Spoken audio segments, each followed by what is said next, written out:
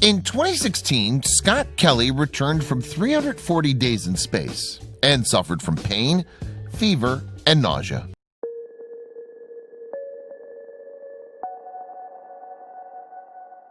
But before we start, please make sure to subscribe to Did You Know and hit the bell so you never miss an upload from us. Also, leave a like right now.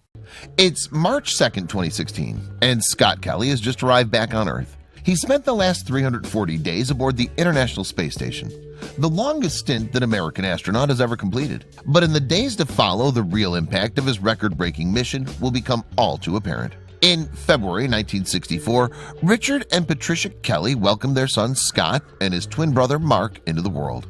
Scott Kelly subsequently grew up in the New Jersey suburb of West Orange, and in his later years of high school took a job working as a paramedic in the local community.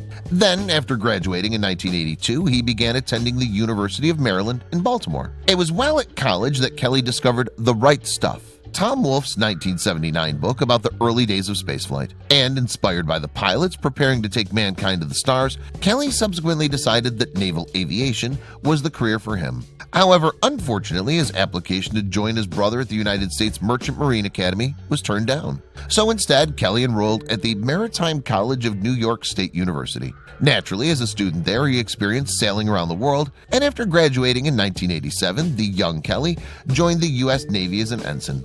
Now a military man, he traveled to Pensacola's Naval Air Station in Florida, where he began attending flight school. Kelly was then singled out to be a jet pilot and sent to Beeville in Texas for further training. And just 2 years later, he earned himself the title of Naval Aviator. He subsequently went on to log over 8,000 hours in the air and take control of an excess of 40 different types of flying machine over the course of the next 25 years. Yet it wasn't Kelly's naval career that would win him his recognition around the world. In 1996, you see, he joined NASA, where he began training to become an astronaut. His first time in space then arrived on December 19, 1999, when he became part of a 7-man crew on board the Space Shuttle Discovery. On that mission, Kelly spent 8 days helping to carry out maintenance on the Hubble Space Telescope, before on December 27th safely returning to Earth. The pull of outer space clearly proved too great, however, because in August 2007, Kelly joined the shuttle Endeavour as commander for a 13-day trip to the International Space Station, ISS. Yet, although that was Kelly's first visit to the ISS, it certainly wouldn't be his last. He actually returned in October 2010, this time on a Soyuz rocket launched for the Russian space program. Once on board, he then joined the ISS's 25th mission as a flight engineer. And when Expedition 26 started the following year, he took on the role of commander. So Kelly spent a total of 159 days living on the ISS. At the time, he'd already divorced from his first wife, but still had 2 young daughters and a girlfriend waiting for him back on Earth. But when the commander eventually returned home, he'd already begun to feel the physical effects of spending so long in space. Kelly's 6-month stint on the ISS was nothing compared to what was to come, however. Near the end of 2012, you see, NASA chose him to undertake a record-breaking, year-long mission on the ISS. And even though Russian cosmonaut Valery Polyakov had set the bar high in the 1990s with a staggering 438 days in space, it was the first time that an American had attempted such an astonishing feat. Russia's Federal Space Agency helped plan this mammoth mission too. So Russian cosmonaut Mikhail Kornienko joined Kelly on his year in space. And with an expedition to Mars in its sights, NASA wanted the men to help measure the long-term effects of space travel on the human body. Previously, after all, ISS missions had lasted for around 6 months. These trips were useful in providing researchers with information about the physical effects of spending short periods in space. In order to safely send humans on much longer journeys, however, experts knew that they had to begin gathering data on extended stays. Interestingly, too, there was another factor that made Kelly the perfect guinea pig for NASA's tests. His twin brother, Mark. Mark, who had also become an astronaut, would be staying on Earth. So this allowed experts a unique opportunity to compare 2 almost identical people in very different environments. Born of a project dubbed the Twins Study, the data that the brothers contributed would form part of NASA's Human Research Program. Kelly and Kornienko took off from the Kazakhstan's Baikonur Cosmodrome in March of 2015. They then rocketed to the ISS, their home for the coming year, and the pair occupied their time over the next 11 months conducting a number of scientific tests. In fact, Kelly claims that astronauts performed over 400 experiments during his time in space. According to Kelly, these experiments tended to fall into two classifications. The first consisted of those that hoped to lead innovations back home.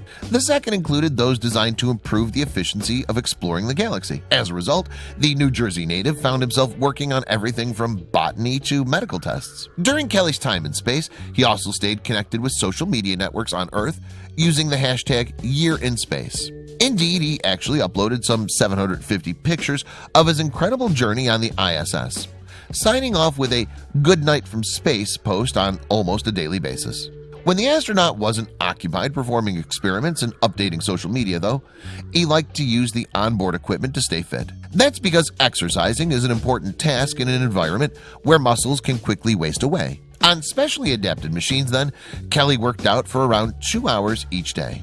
Kelly and the crew still found time to let their hair down on the ISS, though. For example, on one occasion, he uploaded a video showing him floating around the station dressed in a gorilla suit. And another time, he chatted with Reddit users as part of an Ask Me Anything interview, answering questions about his time in space. Yet, in all of Kelly's time on the ISS, he only ventured outside on 3 occasions. This was one of the things that some people found difficult to imagine about living on the space station. The fact that I couldn't step outside when I felt like it, he told the Sydney Morning Herald in 2017. Putting on a spacesuit and leaving the station for a spacewalk was an hours-long process. It requires the full attention of at least 3 people on the station and dozens more on the ground. And aside from the close confines, there was plenty of risks that came with Kelly's mission. Every day I was exposed to 10 times the radiation of a person on Earth, which will increase my risk of cancer for the rest of my life. He wrote in Endurance: A Year in Space, A Lifetime of Discovery, his 2017 book about his experiences, not to mention the psychological stress, which is harder to quantify and perhaps as damaging.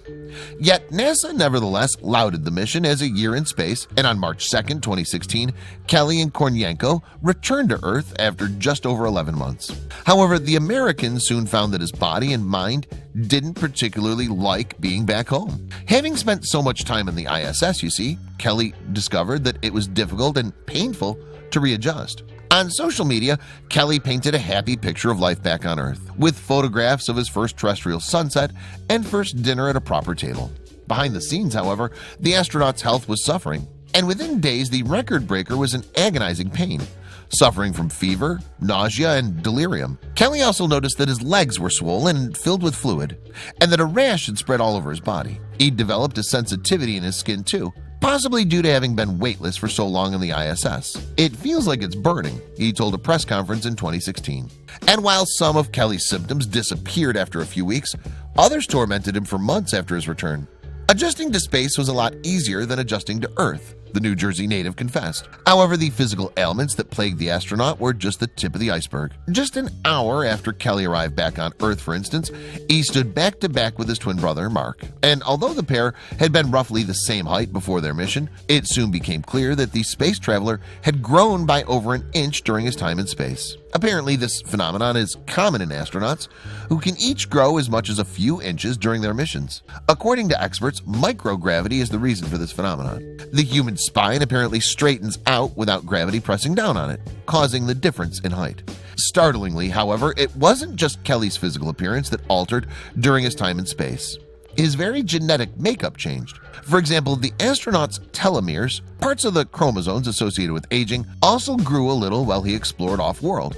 Researchers, in addition, note that Kelly's DNA had fewer chemical changes compared to that of his twin, something that could affect the behavior of his genes. This anomaly disappeared soon after Kelly came home, though, and it didn't take long for his telomeres to return to normal either. Not all of the anomalies vanished once Kelly returned to living a normal life, however. In fact, experts estimated that some 7% of his genes may have changed on what could be a more permanent basis. Those related to the immune system, bone formation, and DNA repair could never return to pre-mission levels, for example. Additionally, scientists discovered long-term changes in parts of Kelly's genetic makeup that deal with oxygen levels in tissue and blood-borne carbon dioxide. They did note that his cognitive abilities hadn't reduced any more than that of astronauts who only spent 6 months in space, though. Yet, Kelly's extended stay in space produced another strange side effect. Apparently, he is now 1/100th of a second younger than his twin brother, thanks to a phenomenon known as time dilation. Associated with the theory of general relativity, time dilation affects objects that are not moving at the same speed. Essentially, time dilation means that seconds pass quicker for the slower of the objects. So, because Kelly was moving quicker than his brother while he was on the ISS, he is now technically younger by about 13 milliseconds. And while the age gap shouldn't matter much to the Kelly twins, the effect raises an interesting issue for the future of spaceflight. At the end of January 2018, you see, NASA released a statement confirming the initial observations previously made in the twin study. All of these findings are being integrated and summarized by the research teams. Researchers are also evaluating the possible impact that these findings will have on future space travel beyond low Earth orbit, it read. In some circles, NASA's findings caused much excitement and conjecture. A number of news outlets published headlines suggesting that Kelly's time in space had drastically altered his DNA, for instance. Later, in March 2018, though, the agency released another statement clarifying its actual conclusions. Mark and Scott Kelly are still identical twins. Scott's DNA did not fundamentally change, it read. What researchers did observe are changes in gene expression, which is how your body reacts to your environment. This is likely within the range of humans under stress, such as mountain climbing or scuba diving. Ultimately, it's hoped that Kelly's efforts will help further mankind's missions out in the stars. The record-breaking astronaut has been happy to return to normal life and his family on Earth, though. It's a simple thing, sitting at a table and eating a meal with those you love, he wrote on social media. For me, it's something I've been dreaming about for almost a year. Yet, even though Kelly's mission took a heavy physical toll, he's not ruled out a future trip to Mars. I doubt I will fly again with NASA, he confessed soon after his return, but I don't think I would ever say I'm 100% done. There's a lot of exciting possibilities out there. Maybe in 20 years you'll be able to buy a cheap ticket and go for a little visit. Kelly does also have plenty of advice for the aspiring astronauts who might one day make the unfathomable journey. Taking it one day at a time is important, he explained. I tried to have milestones that were close and that helped me keep my sanity. Meanwhile, the space traveler is looking forward to the day on which his record will be broken. Kelly announced that he would be retiring from NASA not long after his return from the ISS. However, it was far from the end of his close relationship with the stars. In November 2016, in fact, he became champion for space for the United Nations Office for Outer Space Affairs. And the former astronaut has since spoken about his experiences and worked to inspire people in all aspects of their lives. Furthermore, in October 2017, he released Endurance and became a best-selling author in the United States. In the book, Kelly recognized the impact that his sacrifice might yet have on the future of mankind. Our space agencies won't be able to push out farther into space to a destination like Mars until we can learn more about how to strengthen the weakest links in the chain that makes spaceflight possible, he wrote. The human body and mind.